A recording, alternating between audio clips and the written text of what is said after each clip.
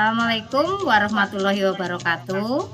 Waalaikumsalam Waalaikumsalam warahmatullahi warahmatullahi wabarakatuh. wabarakatuh. Ya, selamat sore Pak Barno dan Pak Wahyono. Selamat sore, Bu. Pada kali ini saya akan mencoba mengamati coaching antara Pak Wahyono Pak Subarno. Yang berperan sebagai coach adalah Pak Wahyono, sedangkan Pak Wahyono sebagai coach, saya sendiri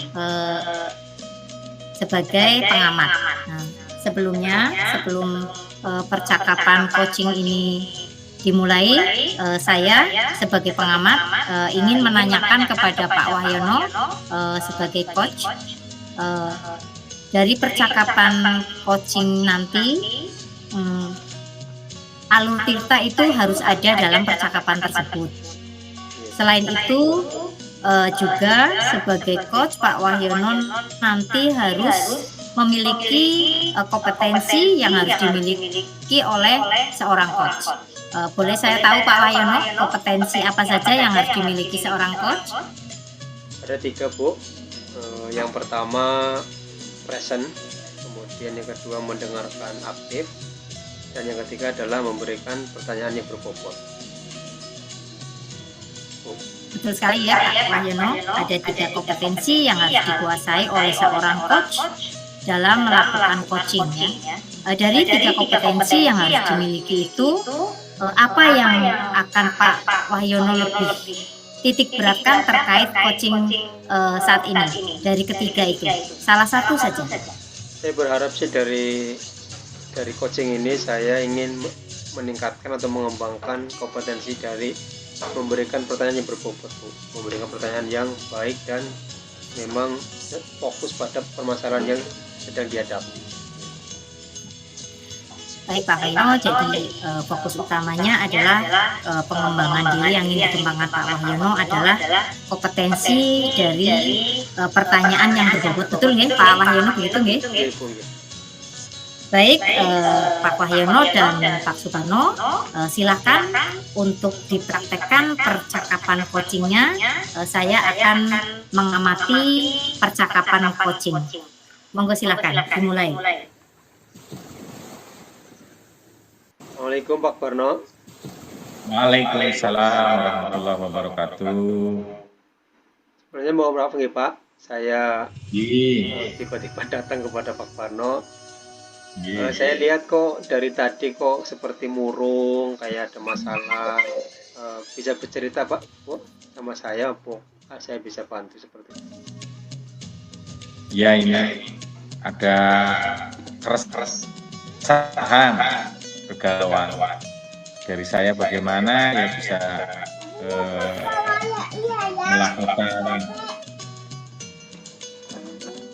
melakukan penilaian atau supervisi, tapi tanpa harus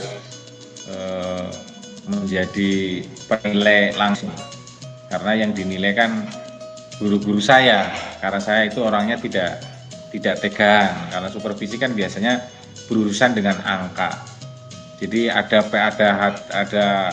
peran batin lah antara saya pengen menilai sesuai dengan standar, tetapi ada juga yang pemenuhan yang harus saya nilai pada instrumen supervisinya gitu Pak Wahyono.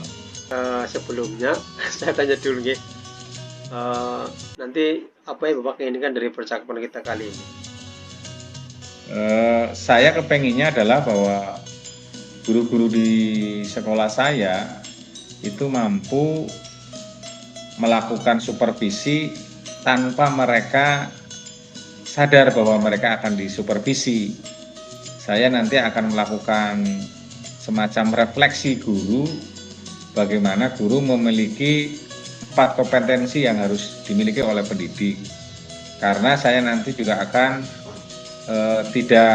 kegalauan saya kan tidak akan pernah menunjukkan kepada guru, Pak Guru ini, Ibu Guru kurang ini karena ini, tidak kayak gitu juga gitu. Karena saya kepenginnya dengan mereka bekerja, dengan mereka memenuhi kewajibannya sebagai pendidik atau guru, dalam utamanya pembelajaran di kelas, mampu sesuai standar sebagai seorang pendidik dalam melakukan kewajibannya melakukan kegiatan pembelajaran di kelas gitu.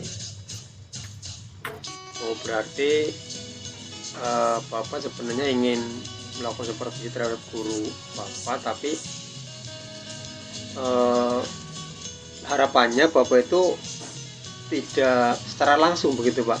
Artinya saya pengennya kayak gitu. Jadi menilai guru itu tidak harus langsung.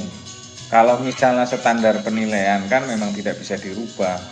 Jadi ketika saya menjadi supervisor itu tidak menjadi mereka punya anggapan bahwa saya menilai seolah-olah menghakimi gitu. Sehingga membuat tidak nyaman kepada gurunya. Tapi di sisi lain saya juga pengen bahwa standarisasi supervisi harus dipenuhi oleh guru-guru. Nah, ketika saya menilai harus sesuai dengan standar juga. Jadi saya kepenginnya itu tanpa mereka sadari, mereka melakukan sesuai standarisasi supervisi, tapi juga saya bisa melakukan supervisi gitu sebagai seorang kepala sekolah. Gitu Pak Wayono. Oh, jadi permasalahannya adalah seperti ini Pak, sebenarnya ingin supervisi tetapi tanpa harus mereka menyadari bahwa mereka sedang disupervisi oleh Pak Pano gitu ya Pak. Betul Pak. Sebenarnya untuk masalah ini sebenarnya ya merupakan tanggung jawab sih ya, tanggung jawab dari kepala sekolah kepada guru. Jadi tentunya sadar ataupun tidak sadar sebenarnya mereka harus menerima apa yang sedang dilakukan oleh atasan seperti ini Pak. Jadi keresahan Bapak selama ini yang saya lihat Bapak itu murung, kemudian seperti banyak masalah itu ya, seperti ada masalah yang sedang dipikirkan, ternyata ini yang menjadi masalahnya.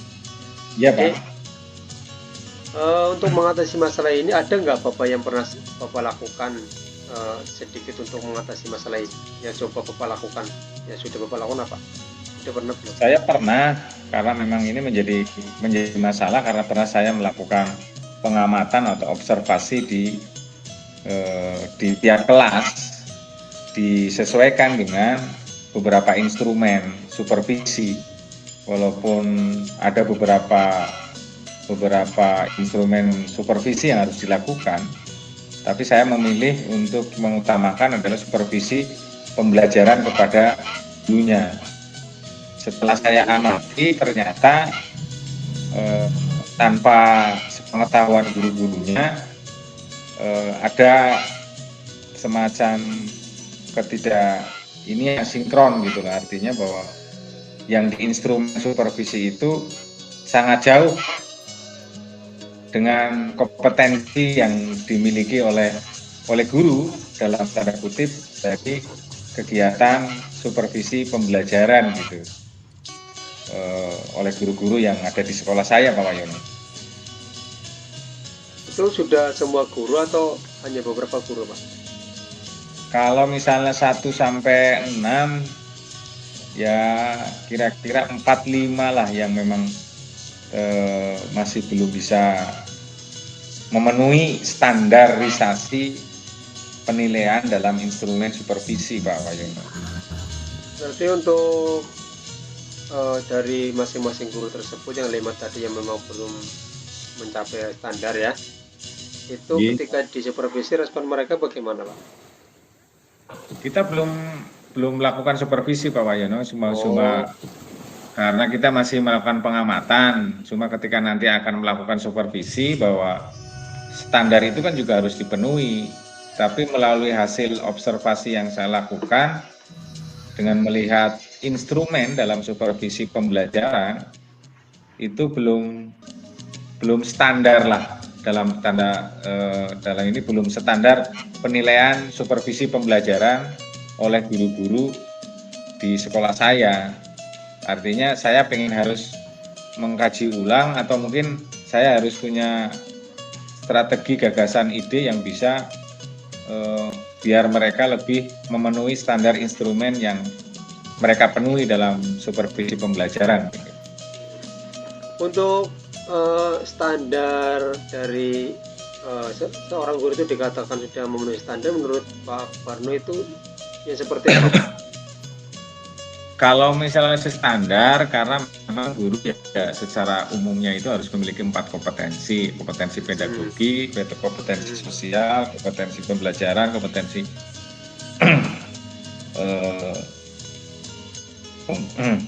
yang lainnya. Dalam arti ini kan supervisi pembelajaran, bagaimana guru melakukan proses pembelajaran sesuai yang diharapkan idealnya dalam proses pembelajaran. Baik itu mungkin yang urutannya adalah tahapannya kegiatan pendahuluan, inti, dan penutup. Itu yang masih dalam tarafnya mungkin saya masih standar gitulah. Masih memakai kurikulum yang masih dalam tanda kutip lama.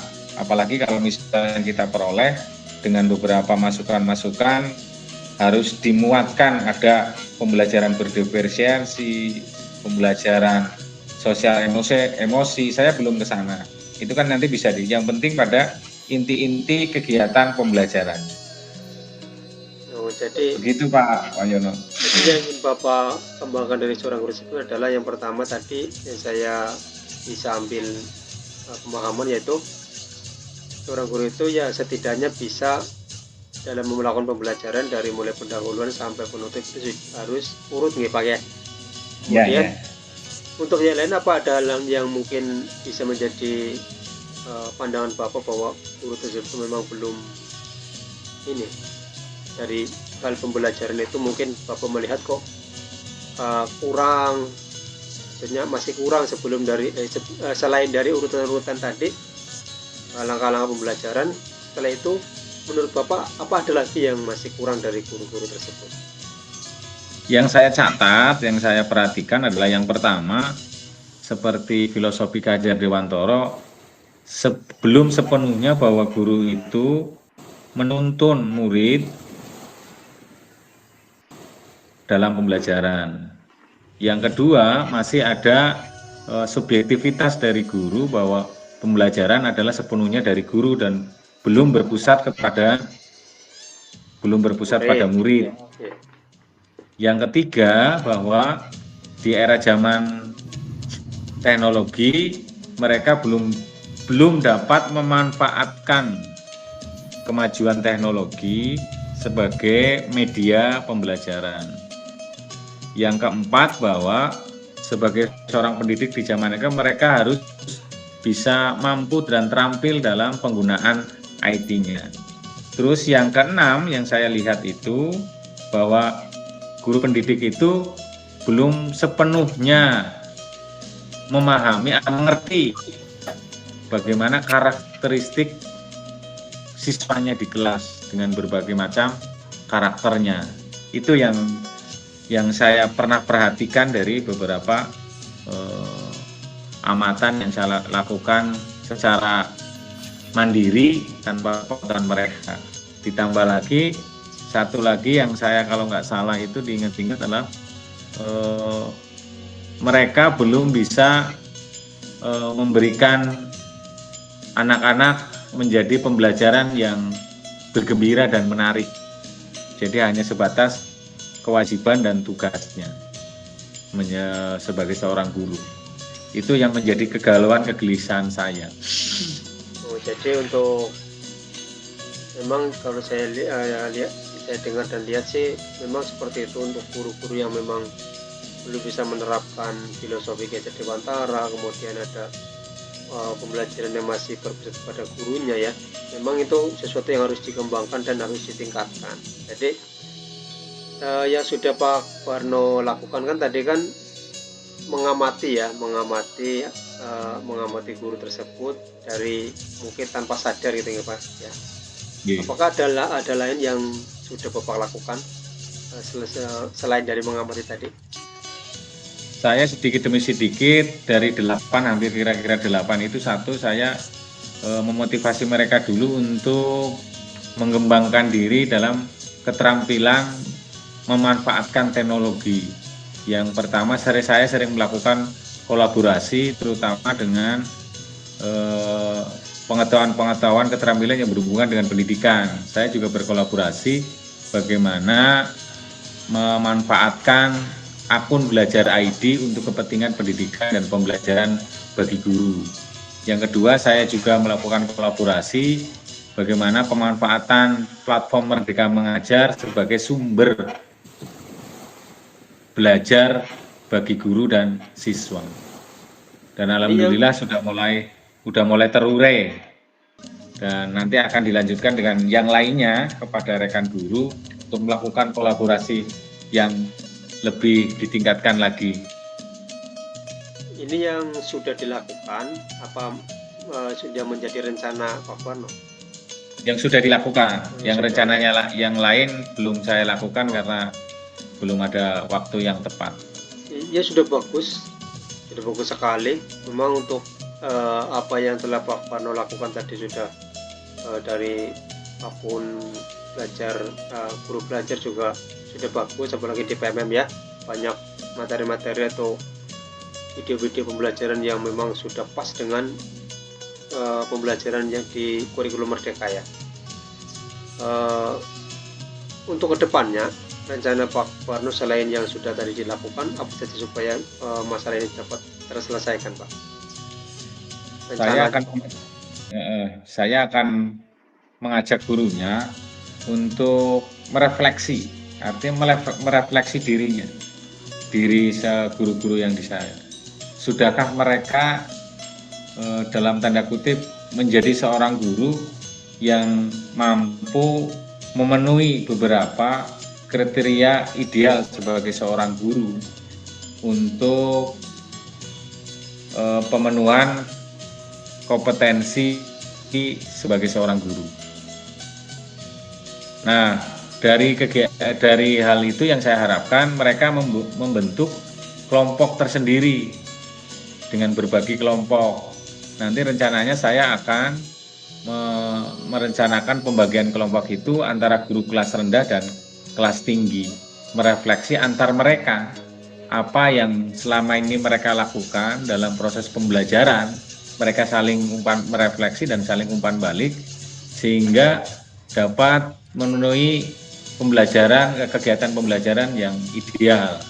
Secara pembelajaran yang ideal sesuai tahapan pembelajaran, kalau itu dilakukan setiap 1 bulan sekali, insya Allah supervisi tidak akan mudah. Karena tidak akan sulit maksud saya. Karena untuk merubah standarisasi supervisi itu tidak mungkin. Karena standarisasi supervisi itu sudah menjadi baku. Tetapi saya akan merubah bagaimana proses supervisi itu bukan dari atasan ke bawahan. Karena proses pendidikan orang dewasa biasanya menginginkan adalah kesetaraan antara atasan dan bawahan itu sama dalam tanda kutip melalui proses kegiatan untuk mencapai tujuan. Saya akan merubah proses supervisi itu menjadi proses kesetaraan, bersama-sama melakukan kolaborasi untuk memenuhi standarisasi dalam supervisi. Dengan begitu penilaiannya itu bukan menjadi penilaian antara atasan dengan bawahan, sehingga mereka akan lebih siap. Prosesnya berjalan, standarisasi supervisi terpenuhi. Begitu Pak Wahyudi. Oh, ini sudah sangat bagus sekali Pak. Jadi refleksi itu sangat penting ya. Jadi apa yang Bapak rencanakan ini sebenarnya sudah sangat baik Pak. Mudah-mudahan bisa terrealisasikan Pak. Saya bertanya lagi nih, kira-kira dari rencana yang Bapak tadi sudah disampaikan ke saya, kira-kira dukungan yang dibutuhkan Bapak itu bagaimana? Dukungan apa yang Bapak butuhkan supaya rencana Bapak ini akan bisa dilaksanakan? Saya nanti akan dibantu oleh guru senior yang memang masih memiliki motivasi tinggi dalam mewujudkan perencanaan kegiatan ini. Dan ini mudah-mudahan bisa menjadi kepanjangan lidah saya, keinginan saya terhadap guru-guru yang ada di sekolah saya. Walaupun artinya sekolah saya itu jauh dari manapun, bahwa sekarang sudah era merdeka dengan apapun bentuknya merdeka, anak merdeka, guru merdeka, kurikulum merdeka. Seharusnya guru-guru itu mampu merdeka dengan sejajar dengan guru-guru yang ada di darat dan tidak ada pengecualian. Dan dari kepanjangan visi misi saya secara pribadi itu mudah-mudahan guru senior itu bisa membantu ke level yang ke guru-guru yang ada di sekolah saya, sehingga saya tidak harus terjun langsung dan merefleksikanlah dipimpin oleh guru senior, saya hanya mengamati. Kalau mungkin ada kekurangan atau mungkin ada yang belum paham, nanti akan didiskusikan bersama-sama. Begitu Pak Yono. Jadi untuk melaksanakan rencana ini Bapak butuh dukungan dari guru senior ya. Mungkin juga untuk guru-guru yang di provinsi juga ikut mendukung ya Pak. Dari apa yang Bapak ceritakan ke saya, dari mulai ceritakan kebingungan Bapak sampai terdapat solusi-solusi dan rencana-rencana yang akan dilaksanakan. Bagaimana Pak perasaannya sekarang Pak? Bapak masih bingung, masih resah? Ya, sedikit terobati ini sebenarnya. Sudah mulai plong dan alhamdulillah dengan ketemu dengan Pak Wahyono ini, unek-unek saya masalah yang terpendam sih seolah-olah sudah menjadi terbuka lebar, ada pancaran, dan yang tadinya hanya berangan-angan merencanakan menjadi plong sudah disampaikan, dan itu akan segera dilaksanakan mungkin setelah Lebaran, karena ini terkait besok sudah mulai puasa. Biarlah nanti saya memberikan materi kepada gurunya bahwa instrumen supervisinya akan saya share di grup dalam waktu sebulan puasa, dipelajari, nanti setelah Lebaran insya Allah saya akan laksanakan supervisi ini. Oke, jadi untuk pelaksanaan Bapak tadi kapan mulai dilaksanakan rencana Bapak? Setelah Lebaran Pak, biar mereka mempelajari dulu instrumen-instrumen yang saya berikan. Ya mudah-mudahan bisa dilaksanakan rencana-rencana baik yang sudah Bapak rencanakan juga sebenarnya sudah bagus. Kemudian apa yang sudah Bapak lakukan sebelumnya juga sudah bagus. Mudah-mudahan rencana yang dapat dilakukan oleh Pak Parno nanti setelah Lebaran itu dapat terselesaikan dengan baik dan lancar, sehingga guru-guru yang diharapkan bisa meningkat kemampuannya juga dapat meningkat seperti itu ya Pak. Amin. Mudah-mudahan minta doanya Pak Wahyono. Amin. Sudah ya, terima kasih mau berbagi cerita dengan saya ya Pak. Ya sama-sama Pak Wahyono, sama-sama. Nanti jangan lupa nanti kalau sudah diselesaikan yang sudah dilaksanakan ya nanti jangan sungkan untuk berbagi lagi ya Pak. Saya juga ingin tahu perkembangannya. Mudah-mudahan siapa tahu besok ada pengalaman yang Bapak alami bisa terjadi dengan saya, kan saya bisa belajar dari pengalaman yang Bapak lakukan. Terima kasih. Terima kasih Pak Wahyono, terima kasih. Terima kasih. Sama-sama Pak. Assalamualaikum warahmatullahi wabarakatuh. Waalaikumsalam warahmatullahi wabarakatuh.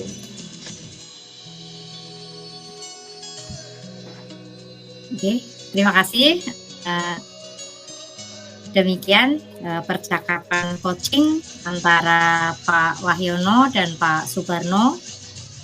Dan berdasarkan hasil pengamatan saya dalam praktek coaching yang sudah dilakukan oleh Pak Wahyono dan Pak Subarno, praktek coachingnya sudah dilakukan dengan baik ya, sudah melalui alur tirta dari tujuan, kemudian identifikasi, rencana aksi, kemudian dan